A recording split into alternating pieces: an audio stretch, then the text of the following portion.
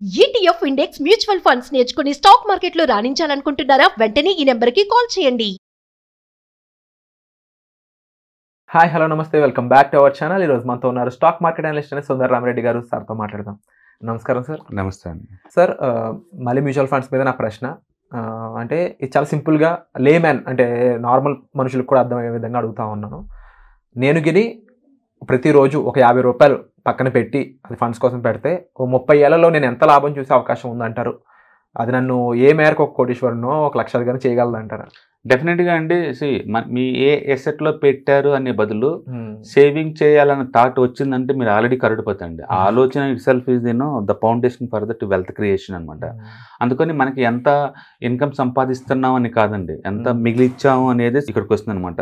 అందుకని even daily 50 rupees అట్లా అనుకున్నా, పోనీ దాన్ని మంత్లో కన్వర్ట్ చేసేసి మంత్లీ 1500 అనుకున్నా సరే, ఈ మనీ తీసుకెళ్ళి ఎక్కడో చోట ఇన్వెస్ట్ చేస్తే, మీరు బ్యాంకులో 8% పెట్టినా, లేదా గోల్డ్లో మీరు ఒక 12% ఫర్ యానం చొప్పున ఎక్స్పెక్టేషన్తో పెట్టినా, లేదా స్టాక్ మార్కెట్లో ఈ small cap and mid cap mutual ఫండ్లో వరస్ట్ అనుకుంటే 15% వస్తాయండి. అండ్ ఎక్కువ అనుకుంటే 20-25 దాకా కూడా ఈజీగా వస్తాయి. అలాంటి చోట్ల పెట్టినా సరే మీ వెల్త్ చాలా ఎక్కువయ్యే ఛాన్స్ ఎక్కువ ఉందన్నమాట. నేను యావరేజ్ మీద worst small cap mutual fund worst performance గురించి మాట్లాడినా అంటే 15% గ్రో అవుతాయి ఈజీగా నెక్స్ట్ 30 ఇయర్స్. ఎందుకంటే ఇండియా జీడిపి గ్రోత్ చాలా పెద్దది కాబట్టి, అండ్ ఇండియాలో మ్యూచువల్ ఫండ్స్ ఉన్న ఎక్స్పీరియన్స్ చాలా పెద్దది కాబట్టి ఆ ఏరియాలో.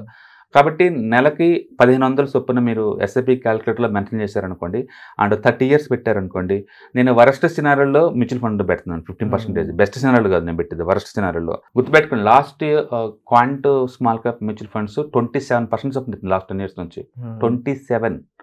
Last 5 years average 35%. ఈ సంవత్సరం 65% ఇచ్చింది. బట్ ఎకానమీ ఎప్పుడు ఇలా ఉంటుందని మనం అనుకోవట్లేదు, ఇంత bull market. But even down side market వచ్చినా సరే యావరేజ్ మీద 15% గ్యారెంటెడ్ అండి. మీరు పెట్టిన టోటల్ అమౌంట్ వచ్చి రఫ్గా 5 lakh rupees, just 5 lakh rupees పెట్టారు 2 సంవత్సరాలు అంతే. మీకు దగ్గర దగ్గర 1 కోటి రూపాయలు వస్తాయండి. ఏది 15% వేసుకుంటే, వరస్ట్ వేసుకుంటే. దాని మీనింగ్ ఏంటంటే పుట్టిన ప్రతి వ్యక్తి కూడా కోటేశ్వరుడిగా సాగటానికి ఒక ప్రైమరీ హక్కు ఉందన్నమాట. బట్ వాళ్ళు చేయాల్సిందల్లా 50 రూపాయలు పక్కన పెట్టుకోవటం. చాలా మంది ఆ పాసిబిలిటీ గుర్తించకపోవడం గల కారణాలు ఏమంటారు? ఒకటి, మనుషులు ఏంటంటే ఈజీగా టెంప్ట్ అవుతారు.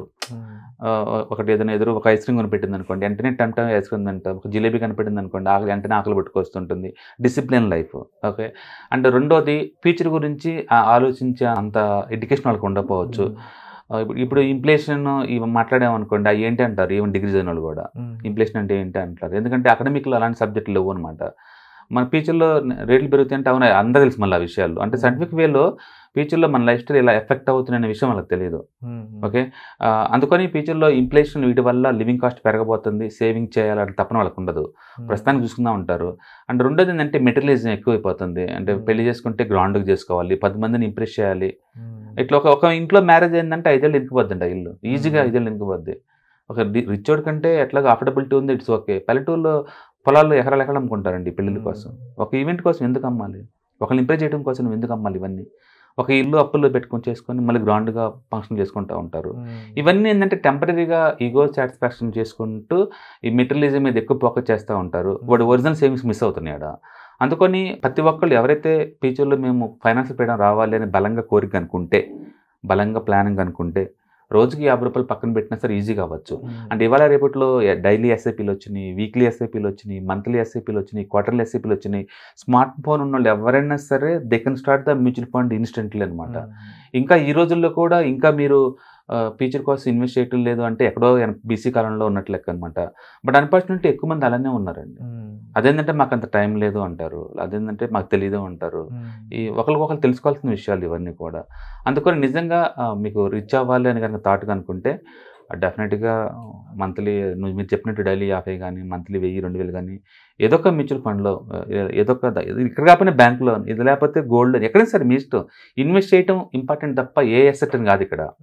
ఇట్స్ ఇన్వెస్ట్మెంట్ ఆ థాట్ వచ్చిందంటే it self is the foundation for the financial freedom అనమాట. పెట్టుకోవటం వల్ల డెఫినెట్గా లాంగ్ టర్మ్లో మంచి వెల్త్ క్రియేట్ చేసుకోవచ్చు. అని క్యాలిక్యులేషన్ ఏ విధంగా చూడాలంటారు సార్? అంటే విన్నప్పుడు 50 రూపాయలే కదా చేసేద్దామనే ఈ కాన్ఫిడెన్స్ లో ఉన్నా కానీ, but what about the dedication? 50 years continue చేసి అంత ఉండాలి.